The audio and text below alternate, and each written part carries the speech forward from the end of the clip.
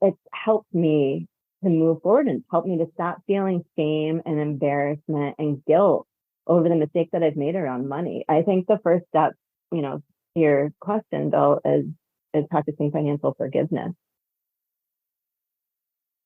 The way that you act, the way that you behave, where you spend your time, those are all reflective of your values. But where you spend your money is also reflective of your values. This whole community is for late starters, right? And I think a lot of people get stuck on the word late and don't focus on the word starter. The key word in late starter is starter. You're starting. So you should feel great about that. Hi, and welcome to Catching Up to Fi, a podcast on mindset, money, life on the journey to financial independence. I'm Bill, and I'm a late starter. I'm Becky, and I'm also a late starter, and we're your hosts. We're here to help you with your journey to financial independence, no matter where you're starting from. We're going to talk to other late starters, experts, and we'll explore topics related to our mission. Join us as we catch up to Fi together. Hey, Becky, how are you doing today? Great, Bill. What's up in your world? How are you? Well, actually, you just told me that you got a leak. What do you mean you got a leak? I do. Well, a couple of days ago, we got like 18 inches of snow here, which I know for most people that's going to sound bizarre, but here in the on the backside of the Front Range in Colorado, we get most of our snow in April and May. And this time of the year, it's usually wet snow, but this one was rain combined with snow, which I haven't experienced yet since I've lived here. We went out to shovel it, and it is so extremely heavy. It's like trying to shovel a sonic slushy. And I don't know if it's the weight of the snow on my roof. I don't know what caused it, but we had been gone all day yesterday, came home, and there's water dripping on the floor in our den. And I looked up and there's a big bubble on the ceiling where the water had seeped through and, bulged out the paint. So we poked a hole in it, drained it out. Well, maybe somebody in our community can help you. Did you plan for this? Yeah, I mean, you're a planner. You have a budget. You have maybe some sinking funds. I do. We have, yes. So because I'm retired, I don't literally have sinking funds in separate accounts anymore, but I have them accounted for on a spreadsheet.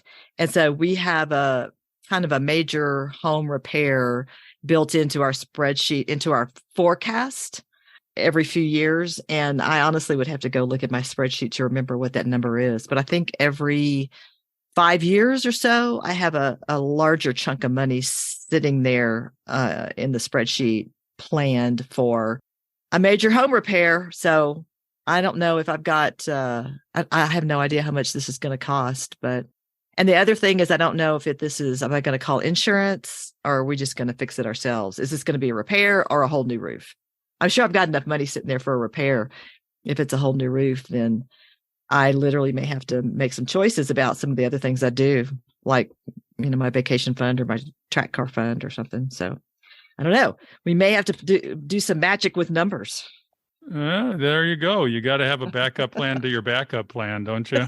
That's right. The new roof and owning a house is probably the worst expense, along with HVAC and those other big expenses that renters do not have to worry about. That's right. People degrade renting, but renting has distinct advantages and can accelerate your path to FI.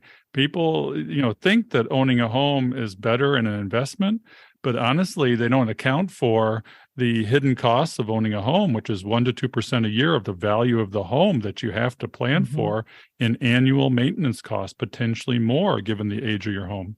I would lose sleep over a new roof. My sinking funds probably couldn't quite take that, especially this year with 2 and possibly 3 new cars. It comes at once, doesn't it? Oh my God. Yeah, you got the roof and I got the cars. I wanted to take a moment to give a shout out to Australia.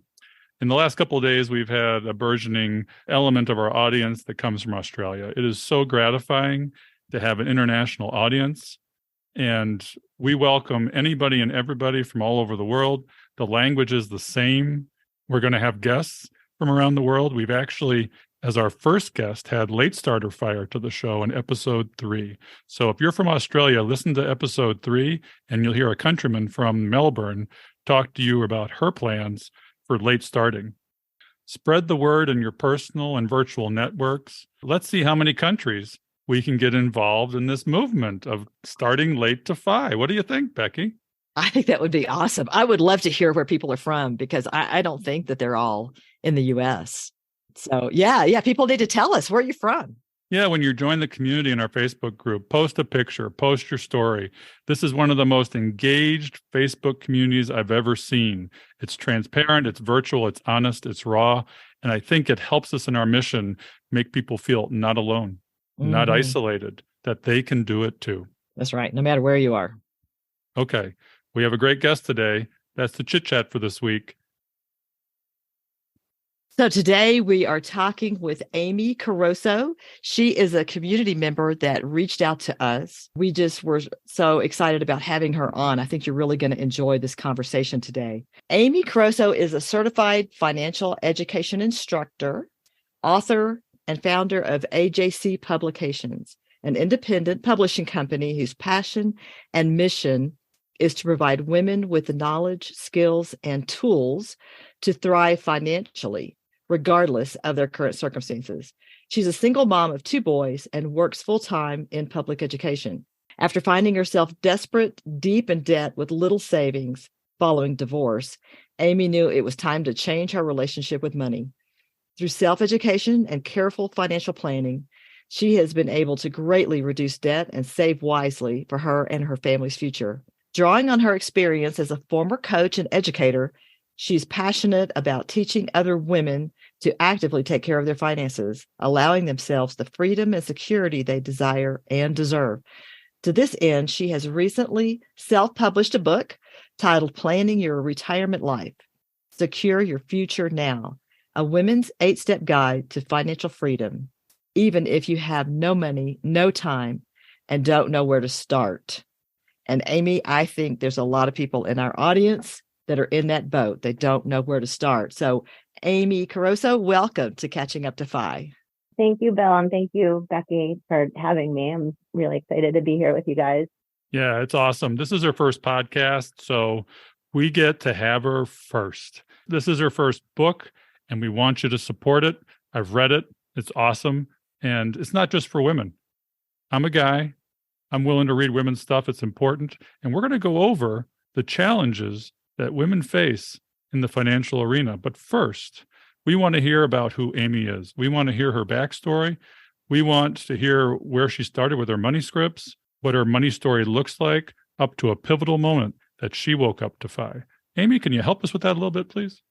Yeah, so growing up, I don't remember a lot of conversation about money. My parents, when they were married, I'm sure they discussed it amongst themselves, but wasn't discussed with me. After they divorced, I moved in with my father, and he did try to instill some financial education in me, but he was frugal to a fault. I mean, I think one time he and my stepmother had the hardwood floors refinished in the house, and he just saved up the cash for like 4 years to pay for it.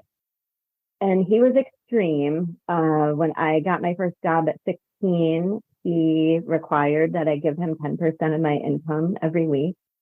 And it wasn't something that he put aside in a savings for me and then gave to me when I became an adult. He took the money. I purchased my first car from him, and I made monthly payments to him over the course of a year, and he charged me interest. So he did these things, but we didn't really talk about why. And so to me, it just felt like punishment. I think if there had been more conversation around it, I would have had more of an appreciation for how things work in the world and why he was doing this. And in retrospect, I think it was his attempt at teaching me what life was going to be like when I grew up and got out of college. But I didn't have the understanding as a teenager. And I think I kind of went the opposite direction. Just didn't pay any attention to money. After I left the house, I just spent whatever came in. When I was 18, I bought a 1984 Monte Carlo SS that I couldn't afford, but it was a really cool car, and I drove it all around Western Massachusetts. I could barely pay my rent, but I had that car. I ended up, keeping it for like a year and then sold it and couldn't afford another car for a while. I did go to college. I got a degree in special education, and I still now have a small amount of student loan debt. I'm going to be 48 next month.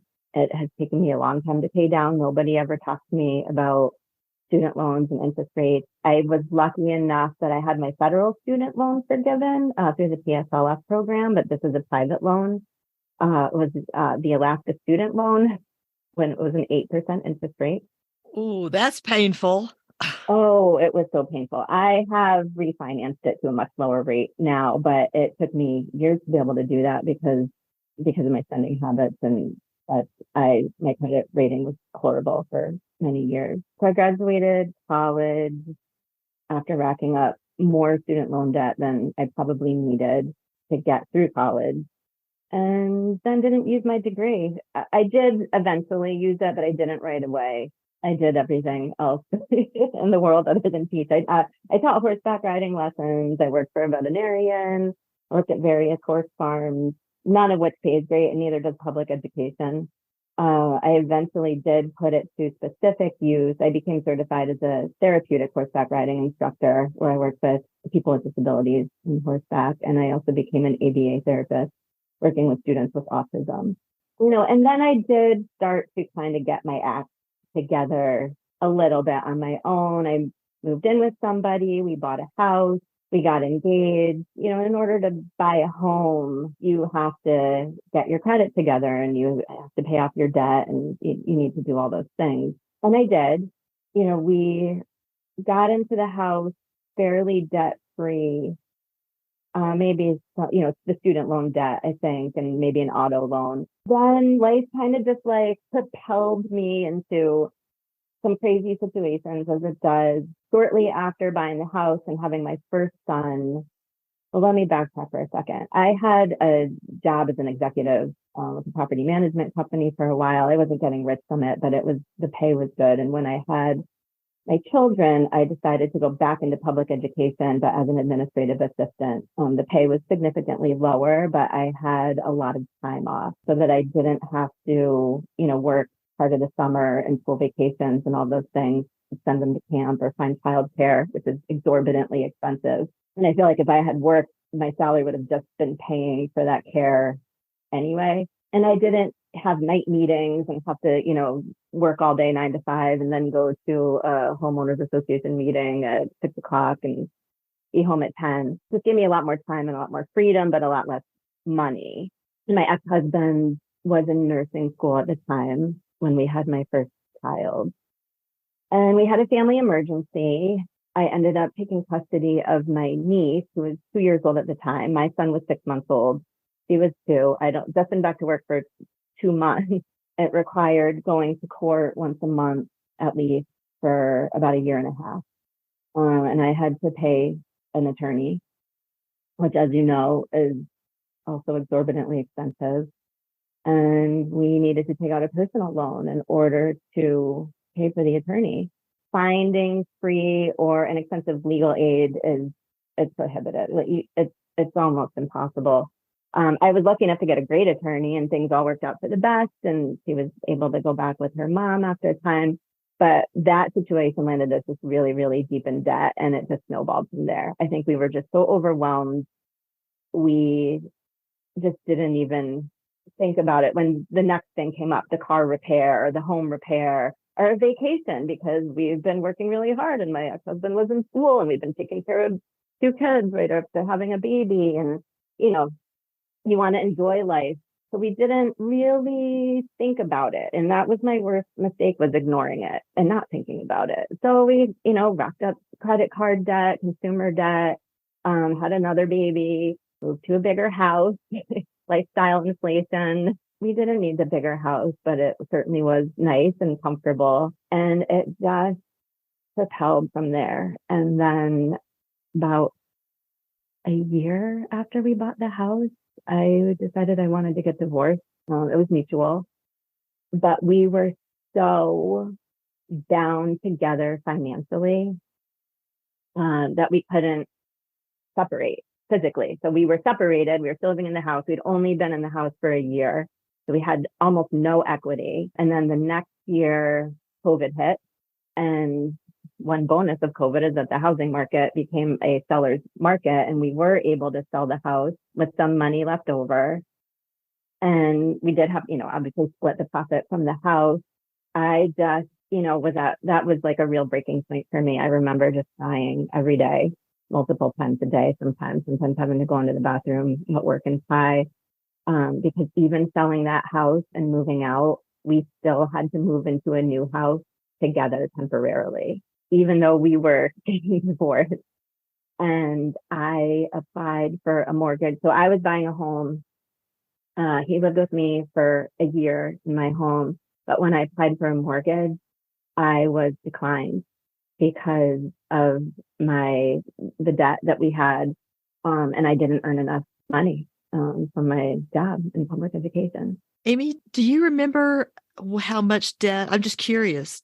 Do you know how much debt there was total at that time? Not including the mortgage, but including the car loan. And I think including the student loan, it was around $60,000. Okay. Which seemed like a mountain to me. Yeah, not a small number. Yeah. So that was a real low point. I had to have my soon-to-be ex-husband co-sign on a mortgage with me for my home. And then after a year, I was able to refinance in my own name. So I had to get on a fast to paying off this debt, or else we were never going to be able to afford to live separately. It just wasn't going to happen, even with the amount of money that he made. So that is what kind of forced me into educating myself. Not that I ever felt like I was financially illiterate, but I certainly wasn't paying any kind of attention to what was going on behind the scenes. The bills would come, minimum payment would go out, we'd keep on living our life, and the end. So I think that's most of my money story, at least the rough part of it. Well, I think that kind of story is common in our community. That kind of story, obviously yours is unique, but it's important for us to get it out there so that people don't feel alone, that they know that their story, their life story, their traumas, trials, tribulations, and money challenges are shared, and we can work together to heal. Let's move a little bit now to, you're an expert in the challenges women face in the financial world and in retirement. Can you take us through a little bit of background on the history of these problems, what the state of these problems are now, and what do we need to do to make it different?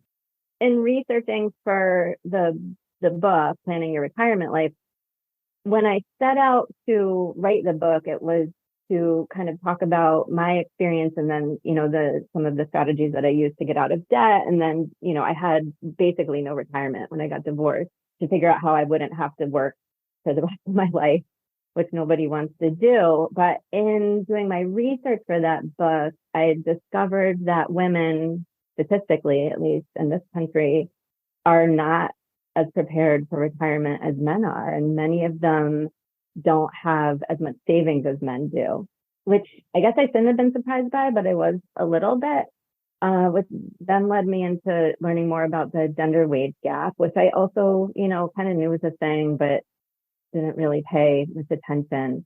What I learned is that, so in 2022, on average, women made 82% of what men earned. In 2002, 20 years before, women earned 80% of what men earned. So in 20 years, there's only been a 2% bump in that wage gap, which is not a lot. And that's women on average. And so it's compared to white men because they're the highest wage earners in the country. And if you're a Black woman, I believe it's 64%. And if you're a Latina woman, it's only 57%. So why? So, the big question is why? Why is this happening? And there's so many reasons. So one of them is that I think the biggest is that we all, if you become a mother, you have to take time off to have the baby. We don't offer paid maternity leave, as a law in the United States. Some individual companies do, but it's not common. So you're losing time and you're losing wages during the time you take off to have the baby and then to care for your child. And then at the other end of their careers, women are more likely to take off time to care for aging parents, and they're losing more time there. So during that time where men are still employed and they're earning new skills and they're getting raises and promotions, women are missing out on that time. And oftentimes when they go back after having a baby, they're going back at an even lower wage than they left at. So that's one of the biggest. There's also occupational segregation where women are concentrated in certain jobs, particularly in like a lower paid service sector. And some people say, oh, well, they want those jobs. But often they don't want those jobs. Often those are the jobs that they can get. Women are less likely to go in and negotiate for a raise at their current job. They're less likely to ask for a promotion because they don't feel comfortable. And often when they do ask, they're denied. So those factors combined with the fact, that women live longer than men is resulting in women saving less for retirement. And there's a huge population of women over the age of 65 now who are living in poverty in the U.S. because they are going through the money that they have. And then, they're living much longer than men are. Yeah, I have a personal story in that regard. My mom got divorced in her 50s. She had to go back to work as a nurse. She had to go back to school, go back to work. And she worked 4 or 5 12-hour shifts a week until she was 70. The gift she gave us was independence. The price we paid was not really having a mother during those years. She was forced to take care of herself.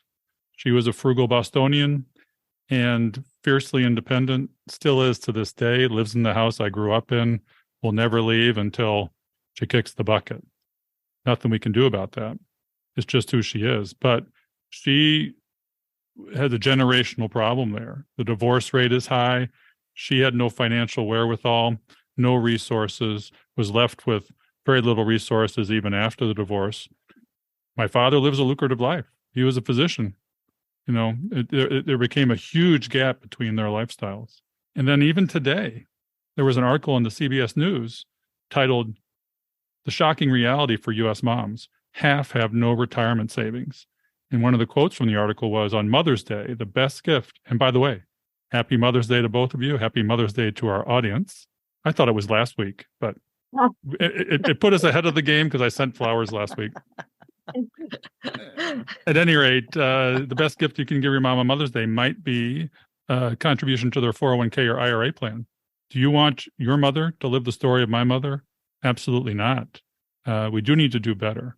And I'm glad that people like you are out there, making us aware of this problem and encouraging us to do better. So what do we do to change this, situation we're in?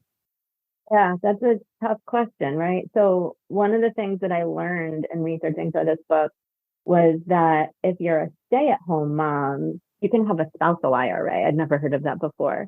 So if your partner works, you can still open an IRA. It's in your name, and their partner who works makes the contributions to the IRA, but it's yours. So you do have some retirement savings that's your own. And I do recommend for couples in the book, the Me, You, and Us approach, if you remember, Bill, there's like a short segment on that, so that if you're married or partnered or have a significant other where you're sharing a home and you're sharing finances, that you share a bank account where the household expenses come out of, like the mortgage, utilities, that sort of thing. But at the very least, each person should have their own savings account and their own retirement account. And that's a mistake that we made in our marriage, is that didn't happen. All the money just went into one pot and that was it. I think the first step around this is talking about, emotions and money. And that's not just applicable to women, but I think women, more so than men, I guess, find it taboo to talk about money. I think men are more likely to have conversations about money, and women are more likely to not have conversations about money. And it's a taboo that needs to be broken. And there's a lot of like great women out there right now writing books and websites. Financial Feminist is a great one. The Budgetnista. So it's starting to become its own niche in personal finance as women kind of breaking the barrier and talking about money. Because if you are at work and you don't know what the guy over there is getting paid and he's doing your same job, but maybe he's making, significantly more money than you are, you need to know. You need to know about that. And you need to go to your employer and talk to them about that. You need to talk to your friends. You need to talk to your family. You need to not feel ashamed or embarrassed about the mistakes that you made. And actually, just before I came on this podcast today, I sent out the first newsletter I've ever sent out to my subscribers, and it was about financial forgiveness. I listened to the radio this morning, and they were interviewing people, short clips like, "Oh, what do you want to say to your mom for Mother's Day?" And literally every person apologized to their mom. Mom, I'm sorry. And I started thinking, we all ask for forgiveness from other people, but we don't give ourselves forgiveness. Why do we have such a hard time forgiving ourselves for our mistakes? We come down on ourselves so hard. At least I know I do.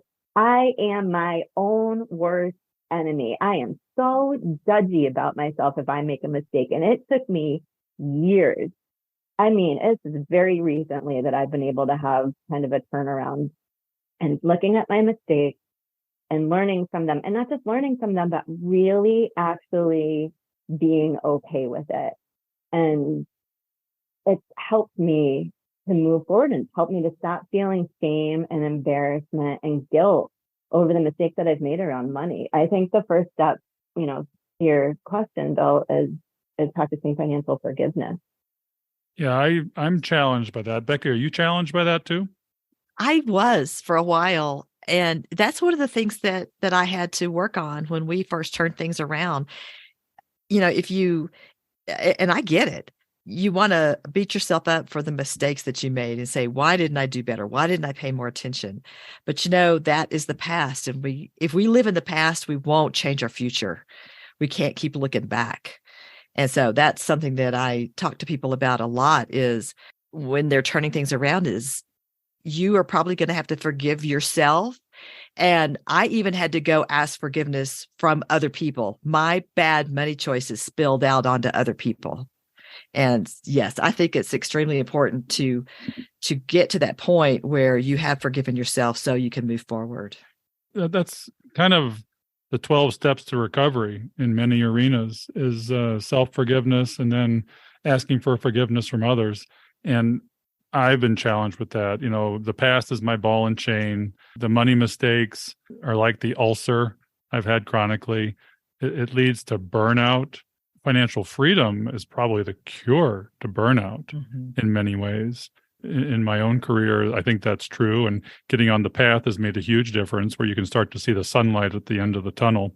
And it's just not dark and isolated and lonely everywhere. I mean, our nation and the world suffers from profound loneliness. And look what we found in this community. Look what we found in the financial independence community. Look what we found in the Catching Up to FI community. We realized, number one, we're not alone. We can start now. We can make a difference. We can ask for help. And honestly, in my life, this podcast has changed it dramatically, just in recent times. I would have time off, and my time off was sort of my practice retirement. And I walked the dogs. I read books. I might have worked out. I'm looking over at my rowing machine that's sitting there collecting dust. I used to run. I need to do better with my physical health, even though I'm doing better with my financial health. But then Becky and I discovered that we needed to join forces and reach out to people like us, help people like us, help ourselves. And it's turned my life around, getting the creative juices flowing, just like you have, Amy, in your self-publication business. Look what you're doing with little time, single mom, full-time employed, writing a book, creating a publishing business. It's awesome. And you're an inspiration to others to say, yeah, you can not only do the numbers and create a financial finish line, but you can create the life that extends beyond your financial finish line into what we call quasi-retirement. But you die early if you just stop and watch TV, don't you?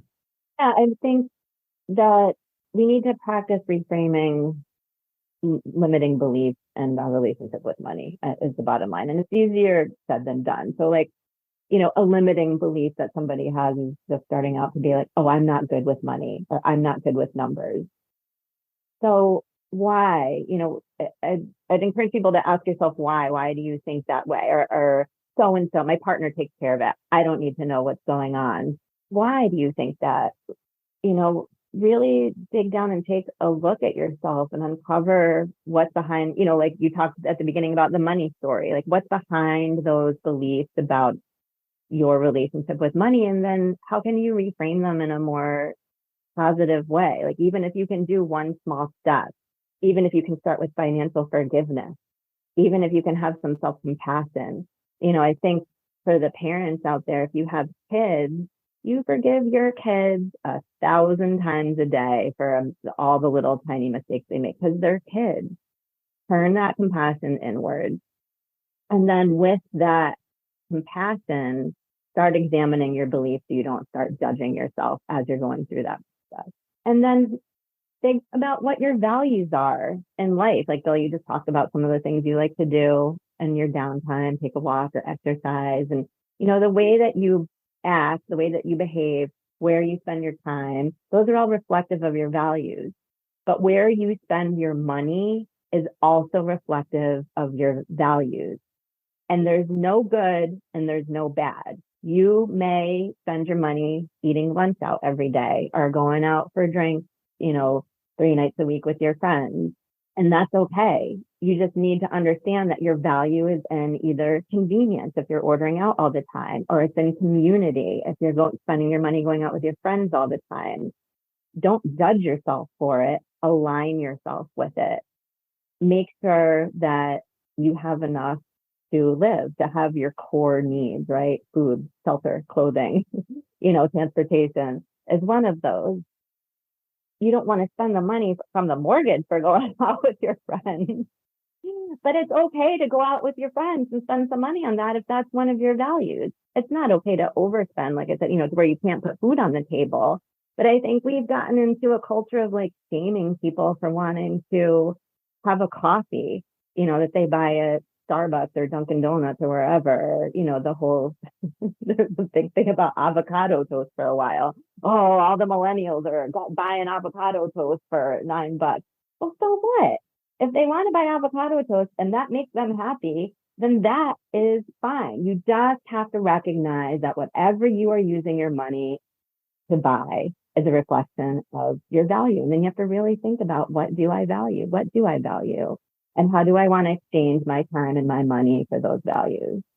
I think sometimes we find ourselves spending money on things that we think are going to make us feel better. But when we really sit down and look at it, and Mark talked about this in his episode on the Playing with Fire video, they made their list of 10 things. And I've suggested that to people before too. Make a list of what you value and then see if it's matching where your money's going. Sometimes it doesn't. And it's a real eye opener because sometimes there's things on that list that don't even cost money. I love looking at what you value for sure. Yeah, I go much deeper into this into the book that's being written now. It's called Women, Wealth, and Well-Being. And it actually kind of takes the reader through a process of identifying their money script, identifying their values, and then aligning those values with their spending without judgment, without, with practicing self-compassion and not feeling like any value is a good value or a bad value, but just making sure that your values in real life align with your financial values. Values aren't good without a plan. Values aren't good without goals. If the best time to start now, what do you recommend people do? This whole community is for late starters, right?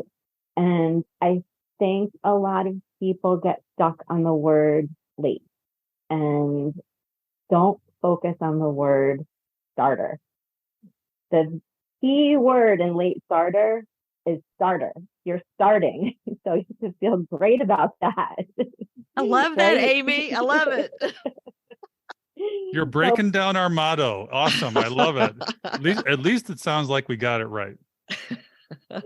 So congratulate yourself, number one, for even starting, because a lot of people just can't even get there. So first of all, yay, you're starting. Second, financial forgiveness, which we already talked about. Third, aligning values with your spending, which we also already talked about. And then fourth, putting it in practice. Once you have all those things down, you need to start setting goals like you just talked about. So there needs to be some structure around that. Once you have those values brought to the forefront, how are you going to make them be present in your actual goals? So is your goal to just get compulsory spending? Is your goal to save for a home? Is your goal to send your kid to college? Is your goal to retire at X age or earlier than you wanted to? Is your goal to buy a car? All those things are great goals. It's so personal. So it's difficult to talk about specifics because I feel like money is so personal and goal setting is so personal and values are so personal. But once you've got your values down, I don't think it's hard to start attaching those values to your goals in life. Like one of my values is my children, and I love my children very much. I want them to have a great life.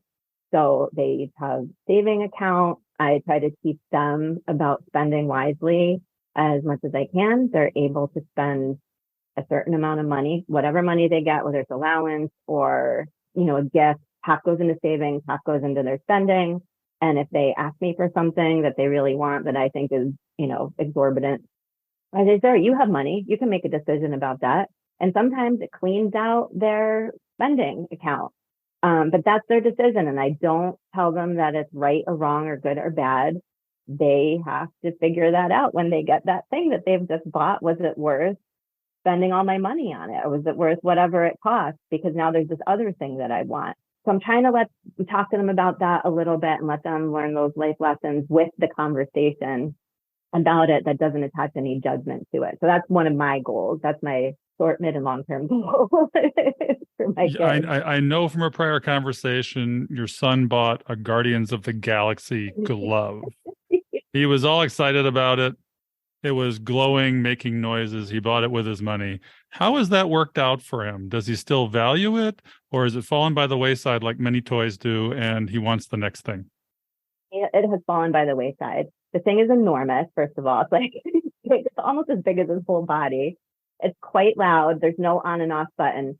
So if your hand is in it, it's on and it's super loud. So we ended up taking the batteries out. And he quickly lost interest in it.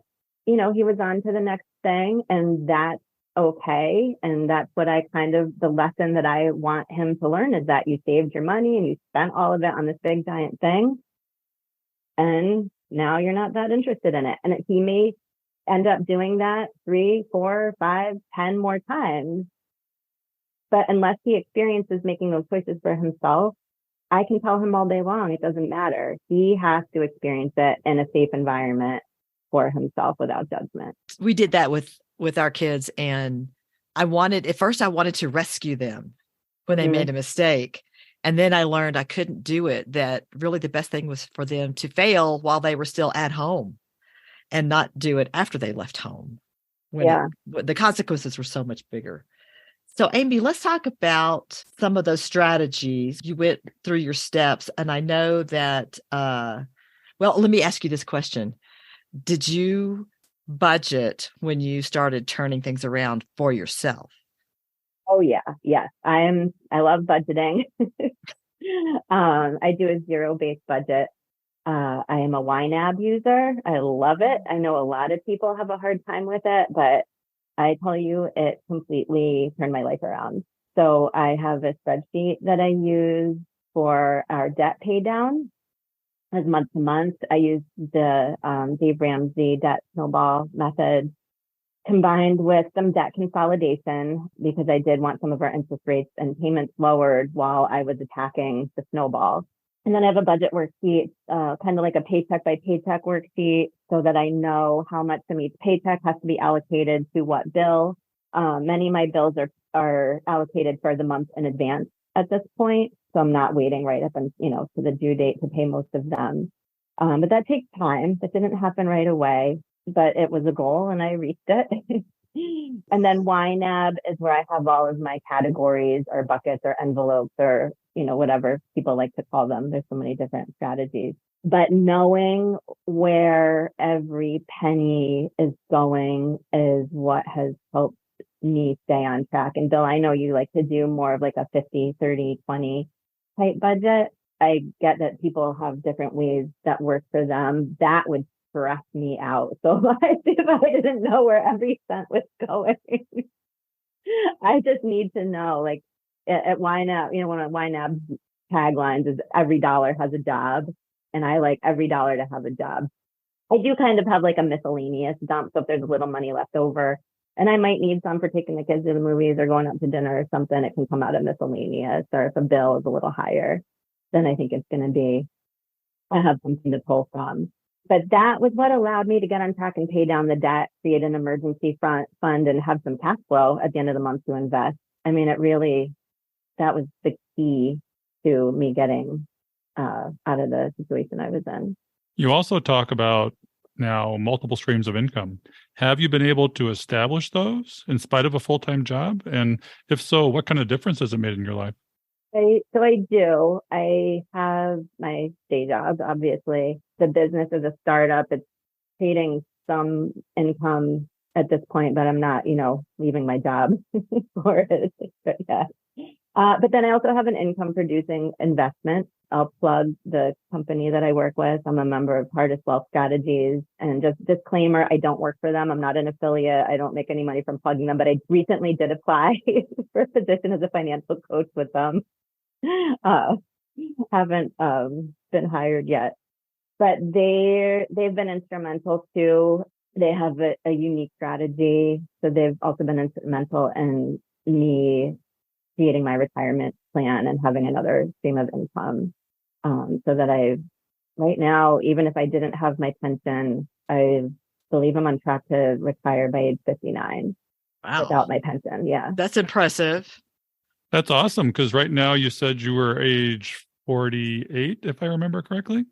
Don't age me too much yet. I'm still 47. I'll be 48 next month. Okay. Well, but so basically your path to FI after sort of a catastrophic wake up and starting from scratch is going to be fundamentally 11 to 13 years, if I understand you correctly. Yeah, and I'm hoping to move that up. So I have the publishing business, and then I also, while I was going through writing the book, I started taking a course to become a certified financial education instructor. So I'm able to work with people directly to help them get their finances on track. Not a CFP, I don't give specific investment advice or anything like that, but more like if somebody doesn't know where to start, expense tracking, budgeting, that sort of thing, or maybe they have started, but they have trouble keeping up with the habit or habit stacking. I can provide accountability for them and even help identify short, mid, and long-term goals and put them on a plan to reach those goals. So it sounds like you went on a journey to educate yourself when you needed to turn things around and get your finances in order. And now you are taking this course so that you can turn around and help others also. And I was really curious about this financial educator. So you've described a little bit about what you can do for other people. What did you have to do to get that certification? It's through the National Financial Educators Council. They're a nonprofit. It's an online course. It took me about 5 months but you could certainly do it quicker. I think it's like 40 hours of coursework or so. It's all online with quizzes, and then there's a final exam. There's video content, there's live coaching calls if you want to incorporate that into your program as well, that are included in the course. I think they're held a couple of times a week. There's a lot of resources. And then once you graduate with your certification, they give you just tons and tons and tons of resources to use as well. And there's free resources for the public on the NFEC website too, if anybody is interested in checking it out. Sometimes I post some of them on my Facebook page. Oh, that's nice. We will put that information in our show notes for sure. You talk about retirement planning being different for women. What do you mean by that, and how is it different?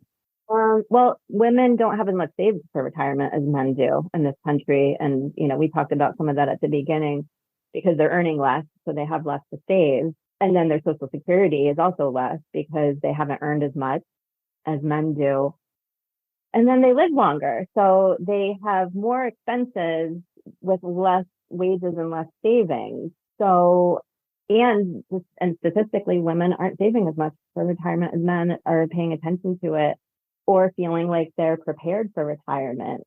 So overall, women are in worse shape than men are in this country when it comes to retirement preparedness. What worries me is, at least traditionally, not so much anymore, women in the stay-at-home capacity and the non-professional capacity working at home depend on their partner's income. I once was the sole provider. I hated it. I absolutely hated it. It was too much pressure. I like partnering with my wife on income. She wouldn't have it any other way. We struggled through the years of child rearing, but she never gave up her job. She never gave up her day job. She always did it in some capacity to keep the fires burning, to keep the income stream, and she's fiercely independent.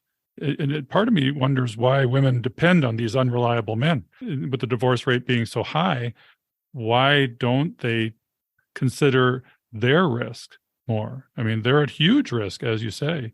And it seems like men aren't focused on the fact that they need to take care of their spouse's financial life too.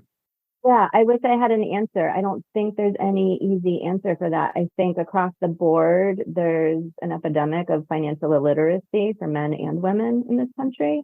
But it certainly affects women more than it affects men. And these aren't like numbers I'm making up. It's like Pew Research Center doing surveys, and investment firms like Merrill, who survey the sentiments of their clients. I don't know why. I mean, we've talked about some of the reasons why, but why aren't people more interested in their financial well-being, I think is what you're getting at, and women in particular. My hope is that things like this podcast, the books that I'm writing, being a financial educator, are all things that will help heal all of that and bring more financial literacy, the women in particular, but to everybody. But I think people in general tend to separate their current self from their future self. So what's in front of you right now is more important than what's coming in 20 years, because you can't even relate to that person in 20 years. Like, think about when you were 20 years old.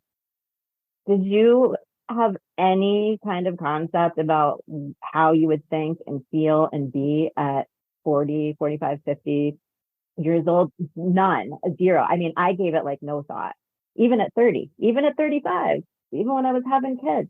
I just couldn't relate to me that far away from where I was. And I think that people need to be taught that it is in their own best interest, even right now, even their current self, to have some type of savings, to have some kind of backup, to have some kind of emergency. And I think throughout the book, the Planning Your Retirement Life book, I talk about a retirement vision. I urge people to create a retirement vision. Where are you going to live? Who are you going to hang out with? What are you going to do for fun? Are you going to travel? Are you going to work part-time? What if you have to go to the doctor? What kind of insurance are you going to have? so that they can really start to associate that future self with their current self and be more motivated to start planning for that life now. Because if you can envision now this wonderful life that you want to have, you will feel more emotionally connected to it, and you will be much more likely and much more motivated to be able to start creating that life for yourself now. Okay, I'm going to make it hard for you then. What does it look like for you? We don't talk about numbers much, but are you comfortable in sharing your numbers? Where did you start? What number do you want to end with at, say, 59, 59 and a half? What does your spending look like at that time so that we can give encouragement to people that their numbers are okay too?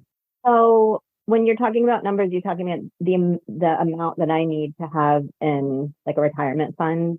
Yeah, where did you start? What from ground zero, where did you start? What spending rate do you imagine in retirement? What is your savings rate been to get there? What number helps you cross the finish line into your new life? And what does that new life look like? So honestly, I think about it a little bit differently. And this is part of, I've been a member of Particle Strategies for a year now, and they kind of work with you to reframe your thinking about that. So what I look at is, what is my cash flow going to be? And with the investments that I have, they're not an investment firm, but through working with my coach, I'm on target to have about $6,000 a month cash flow, I believe, without pulling up my information, at 59. And so when I started working with them, that's the first thing that you establish. One of the first things you establish: how much money do you need to live every month, pay your bills, assuming you're going to have a mortgage and maybe have a car payment and groceries and whatever. And you kind of create like a future budget for yourself. And, how much realistically do you need to just live the life that you're living right now? I landed on about $6,000 a month. Plus I'll have a pension, which isn't going to be a ton. It'll be some. I currently don't have a Roth IRA, to be honest with you, but that's also part of my goals and my strategy and working with my coach. Right now, we've just been getting cash flow going. So I was told that it would be the equivalent of having $1.2 million in a retirement fund with like a 6% interest on it. But for somebody like me who's a lower wage earner, that number is almost impossible. Like, I don't know how, even through the course of my entire career, and I've been working since I was 16 years old, that I would ever save that amount of money. I think that that's pretty attainable for some higher wage earners. That's for people who aren't earning six figures. If I was going to go the traditional route of just saving that money and putting it away in a 403b and hoping that the stock market is going to pay that amount of interest consistently and not crash when I retire, that seems like an impossibility for me. So I've taken a little bit different approach to it. Well, I like the cash flow approach. I mean, it's better than looking at the big, scary numbers. It's actually a refreshing way of looking at it, and I appreciate that. We're coming to the close of this podcast today, and we're interested in your closing thoughts. Money, life, tips, tricks, and hacks for late starters in particular. My tips and tricks are, everything that we just talked about. I think there's a lot of emotion behind money that people don't want to feel. And most of those emotions are ones that we associate as like negative: fear, shame, guilt, embarrassment. Even people who have a lot of money, I've talked to people who have come into money and quickly spent all of it because they realized later that they had some guilt around coming into that money. Or you look at like lottery winners who have it and they just go through it and it's gone. So we think about these negative emotions associated with people who don't have a lot of money, but they exist for everybody. So I think the first thing you need to do is get right with yourself, because there's no tools you're going to use. There's no habits that you're going to change that you're going to stick with and feel good about if you aren't feeling kind of in a positive way about the money that's coming in. And then also, I think one thing we did not talk about is having gratitude. Even if you feel like you don't have a lot, even if you don't feel like, if you want more, I wish I was making more. I wish I had this. I wish I had that. None of that is going to make you happy. I'm going to promise you right now, unless you're able to appreciate the things that you have. And it's taken me a long time to get there. Believe me, like I told you, when I sold my last house and moved into the small, I downsized by half. I cried and cried and cried. And now I'm so grateful. I'm so grateful that I have this home. I'm so grateful that I have a car that runs and I live 10 minutes from my job and I go to a job. I may not earn a ton of money there, but I like it. I like the people I work with. I'm so grateful that I have two boys who are healthy and they're happy. And, I'm able to put food on the table for everybody and buy people clothes when they need it. I just had my car repaired and it was a lot. It was more than I thought it was going to be. It was almost $2,000. And my first, feeling was like, oh my God. And then I was like, why am I even stressing about this? This is what I've been putting money away for. I have the money to pay for this. I'm happy to pay for this because I'm able to pay for this. And so I think you just have to start practicing that gratitude for everything that you have. When you go to the grocery store and you're handing your debit card or whatever over to the cashier, instead of cringing, think like, oh my God, I'm so happy that I can feed my family and I have the money to do it. When you put the gas in the tank of your car, I'm so happy that I'm able to put gas in the car and go where I need to go. Practice those little moments of gratitude. It'll really change your perspective and your relationship with money. That's such an excellent tip. It reminds me of a book I read by Ken Honda called Happy Money. I would encourage everybody to read it. It is pure mindset. Money flows throughout the world. There's infinite money. Money is only ours to borrow for our lifetimes, and it goes back into the flow. He is a happy guy. He reaches a worldwide audience. The book is fabulous, and it's very short, easy to read. You brought it to mind, and it makes me happy. In closing, how can we reach you? How do we get a hold of you? You've shared huge nuggets of knowledge. People want to read your book. People want to get your help as a coach. How do we get there? So email. I'm at amy@ajcpublications.com. You can find me on Facebook, facebook.com/ajcpublish, I believe. I'm also on Instagram and TikTok at AJC Publications. No website yet, but looking into building one. And of course, my book, Planning Your Retirement Life, is on Amazon. And the new book, Women, Wealth, and Wellbeing, should be out by the end of the summer. That's awesome. I bet we can find you in the Catching Up to Fi Facebook group too, if we wanted to. 100%. I am on there liking and commenting and posting at least a couple of times a week. Okay. So Becky, let's close up a little bit with some updates for our audience. What do we need to tell them this week? The first thing that I wanted to mention was that our community continues to be awesome and support us. Our download numbers continue to grow. It's just been, I can't even wrap my head around the kind of responses that we've been getting, which tells me that we have an awesome community out there that has been underserved as we thought. And it's just so exciting to see them engaging. And we've got some exciting guests coming up. Why don't you tell us about that? We've built a network over years, Becky. This has been kind of a twinkle in my eye and then your eye too for years. We have gotten to know people in the community who know people who know other people or friends of friends. And we've been able to get guests like J.L. Collins, A Simple Path to Wealth author, Alan Roth, the author of How a Second Grader Beats Wall Street, and Rob Berger, the author of How to Retire Before Mom and Dad. They've given us shout outs on their channels. And we'll have people like you on the show, people like Amy, to help us get the message out. And we're going to be, in the near future, on Choose FI and Bigger Pockets Money to get your word out and bring more people into our community. Welcome also to our international audience. As mentioned before, Australia. Howdy, mates. Welcome. We're in the process of developing our website, and there will be a robust resources page for people to turn to reach out to us.